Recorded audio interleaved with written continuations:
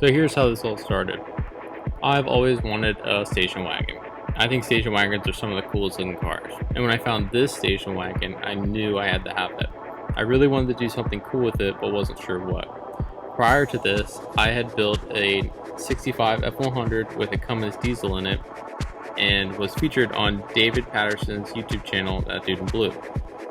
I've always liked the idea of a old car looking stock, but then underneath having the high performance. So it's more like a modern day sleeper.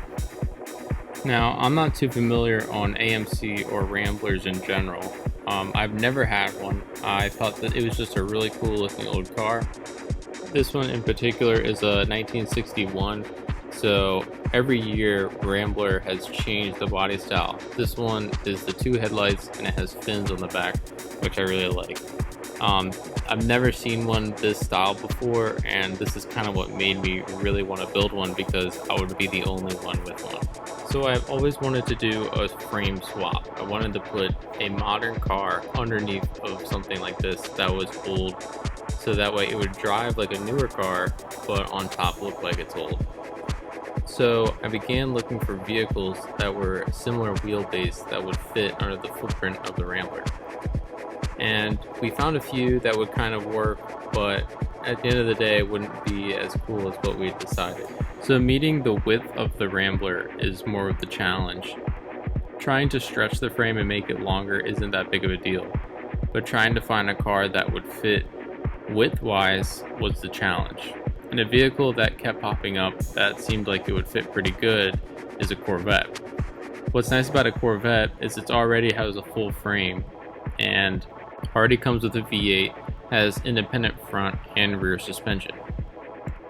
So the logical Corvette to pick would be a C5 or a C6 because it already has an LS and it comes with a T56 or a TR6060 depending on what you get, which you can't go wrong either way.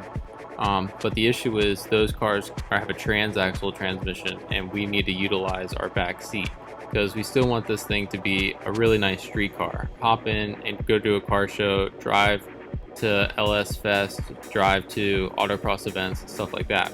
So we want it to be able to be used still as a station wagon, but also want the high performance. So the best car that we came up with to pick was a 80s C4 Corvette. Now, these cars aren't necessarily the most popular, but the good thing is they are a lot cheaper and easier to find. So now we needed to find our power clamp. So I ended up finding a salvage title 2000 Camaro with a already built LS1 with heads, cam, and intake, and a lower miles T56 with the aftermarket clutch. So now that I have all the pieces, I have to figure out how I'm going to put this all together. So in my head, it went together a lot easier than what it did in real life. So my initial idea was to just drop the LS into the C4 frame. Then we had to lengthen the C4 Corvette frame to fit the wheelbase of the Rambler, and we needed to lengthen it around 9 inches. And then we would lower the body onto the C4 frame. So that's pretty much the game plan of this build. So now we're going to get into ripping this thing apart.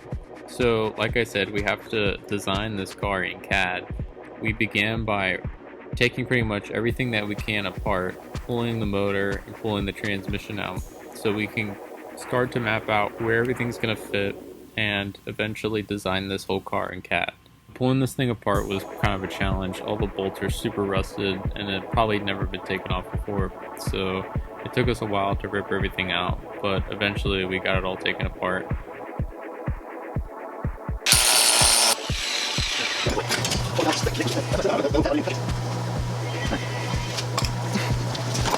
We had to definitely modify some stuff in order to get everything apart, but once we got it out, we just began taking measurements and planning out what we're going to do next. So first, we got a baseline measurement of how far the vehicle was off the ground. We needed this to see where our vehicle was going to be in space so we could get the correct ride height set. So the device that we're going to be using to measure the Rambler is a device called a ferro arm. And this allows us to pretty much measure different points on the Rambler and draw it in space. and then transfer these files into CAD. This device is used to measure a lot of different tedious technical details, so we're using it to measure all the different profiles of the Rambler and then transport those points into CAD. So as you can see, we began by measuring the firewall and then measuring every little detail to see what we needed to keep and what would work with a Corvette frame underneath of it. So you can see different points that we have to make in different planes. So this was kind of a tedious process because every time that we needed to measure a point, we had to make sure that those points aligned up, and then also we had enough points to get enough data so it would transfer over into the CAD file. So we just worked our way around the car and did a bunch of different areas. We ended up getting the entire car mapped out, and then this took probably a few weeks to do until we came up with our final CAD file for the body, which is this. So every single line that you see here is a line that we drew with the ferro arm, and so this allows us to be able to see the profiles and the details of the Rambler, but put them in a CAD file so that we can manipulate them and then also measure from them to see where they're going to go on our frame that we're going to use and where the motor is going to be able to sit. As you can see, there's also details like the steering column, the footwell of the car, the firewall, and some other small details that we needed so that we can see where this is all going to fit together.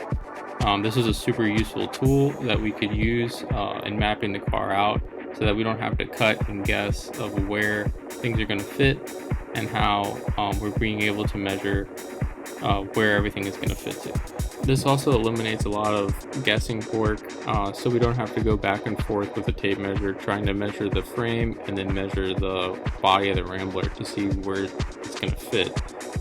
For example, the frame sat up high into the body of the Rambler, so we were kind of worried about headroom and how a person would be comfortable sitting in the Rambler for a long time. So with this, we were able to measure how high the roof is going to be off the floor, how far back the engine can sit, where the rear suspension is going to be implemented into the back of the car, and then a bunch of other features that we probably wouldn't be able to use unless we didn't have this tool. So it's a really neat tool that we used, and I'm really glad that we got it all mapped out here to be able to show you guys how we did it.